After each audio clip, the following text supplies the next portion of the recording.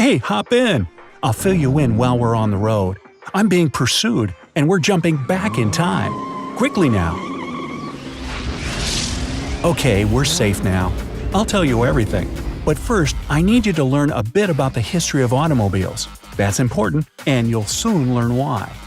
Alright, we start at the very beginning, and we drive really slowly because otherwise you won't be able to take a good look. See that apple tree over there? And the person beneath it? Let's not bother him because it's Sir Isaac Newton. Yeah, the Sir Newton. It's the year 1687 when he published his works on the 3 laws of motion. They were arguably the impulse engineers needed to start thinking about automobiles. It took almost another century, though, before the magic happened. Accelerating now. And here we are, in 1769. I need to drop the speed again because we're overtaking the first actual road vehicle in history. It was a steam-powered car, invented by Nicholas Joseph Cugnot. It was first intended for military purposes. It had only 3 wheels and was more of a tractor than an actual car. The steam engine took a large portion of its size, and weight too, for that matter. Needless to say, it was a heavy vehicle, capable of moving at only 2.5 miles per hour, but it was a breakthrough nonetheless. Many other prototypes followed, and among the more successful ones was an electric carriage made by Robert Anderson in Scotland. Which year was that? Ah yeah, 1839. Hold on tight, we're accelerating again. Here it is. A crude thing, but just think about it. This carriage is the first electric car in history. Wait, is that Elon Musk over there? No, sorry. Anyway, this thing moves not much faster than its steam-powered predecessor. Its speed is about 4 miles per hour. Move along, will you? At the same time, look around. Steam coaches are everywhere. These are their last days, though, because in 1840 they'll be banned in the UK. They're simply too heavy to be used on regular roads. I'll jump us to 1845 now. Hold on. Here we are, see? A railroad is being built in the distance. That's the result of the steam car ban. Now, the first proper car was invented in 1886, and there are 2 people sharing the honor. Let's have a look. We're in Germany of that time. See them? On the left is a more traditional 4-wheeled vehicle made by Gottlieb Daimler, which was not for sale either. On the right is a gas-powered automobile made by Carl Friedrich Benz. It has 3 wheels and it was never a serial car. Both were experiments of talented engineers, and as you'll see in a moment, they were quite successful. We've just jumped to the year 1891, and you can see a lot of Peugeot cars around us. All of them run on engines patented by Benz and Daimler, who built their initial capital on selling those. But if we just fast forward to 1901, we'll see the first Mercedes cars designed by Wilhelm Maybach, Daimler's business partner. By the way, take a better look around. See? There aren't yet too many cars for a traffic jam, but lots of them already look identical. These are Benz Velo, the first automobiles to be produced in large numbers and with similar appearance. Before them, every car was unique, and you can see it even now. Now, let's take a quick stroke across the US. Here in 1893, which is already before our current time, brothers Charles and Frank Duryea assembled their first gas-powered car and soon became the largest car manufacturers in the United States. By now, that is, 1901, they've sold dozens of expensive limousines, which you can hardly see in the crowd of roofless carriages, all similar to each other. These are curved-dash Oldsmobiles, the first mass-produced cars in the USA. Ransom Eli Olds invented the assembly line prototype and moved to Detroit to start his enterprise. His cars will be at the top of the automotive world for 3 more years, but we'll skip 7 and go to 1908 because here's where the real thing begins. See that shape in front of us? Rings a bell, doesn't it? That's because it's a Model T, Henry Ford's most famous mass-produced car, the Tin Lizzie. Thanks to the state-of-the-art assembly lines, it takes only 93 minutes to assemble one Model T. Wonder what happens to it in, say, 20 years. Let's see. Here we go, 1927, and the road is packed with Lizzies. By now, Ford has produced over 15 million of these cars and improved them with every passing year, making them more efficient and comfortable while still affordable. And black. Oh, look, there's my favorite.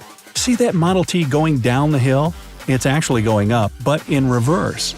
The fuel is fed to the engine with the help of gravity, and the reverse gear gives more power while on a slope. Okay now, I think we're stuck in this jam for quite a while. How about we skip a decade or two, huh? I'll just press here and… What year is this? 1937, a decade then. Traffic jams are even more of a nuisance, but at least we're not in one now. Oh wow, look at that beauty.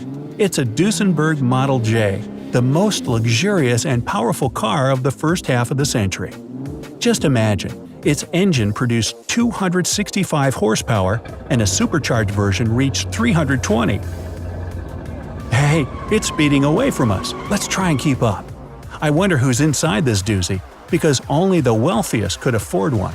But it seems too fast even for me. Haha, awesome.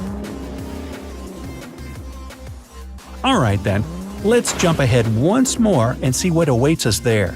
It's 1965, and the car industry is booming.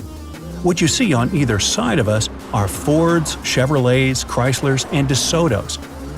There's even one Edsel, a Ford-derived automobile that only lived for 3 years. And of course, plenty of Mustangs. These babies survived everything, don't you know? Even in our time, they're still popular. Pony cars, they're called, and they gave birth to a whole slew of similar models by various manufacturers. Hopping again, didn't expect it. That's because we're in the 70s, and it's muscle cars galore.